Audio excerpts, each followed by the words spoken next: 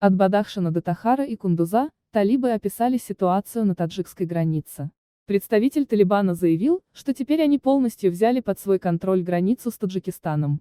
Представитель талибов Забихула Муджахид рассказал о ситуации на таджикско-узбекско-туркмено-иранской границе. РИА Новости добавила, что контролируемая талибами граница на афгано-узбекской границе находится под контролем талибов, за исключением Хайрата и Калдара, которые сейчас контролируются Кабулом.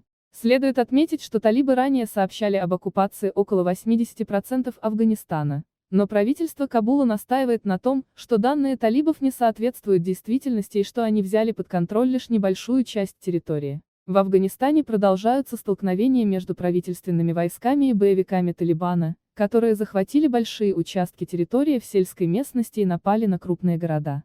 Отсутствие безопасности в Афганистане усиливается после того, как администрация США пообещала вывести войска из Афганистана к 11 сентября. В 2020 году Вашингтон и талибы в Дахе подписали первое мирное соглашение за более чем 18 лет войны. Он предусматривает вывод иностранных войск из Афганистана в течение 14 месяцев и начало диалога между афганцами после обмена пленными.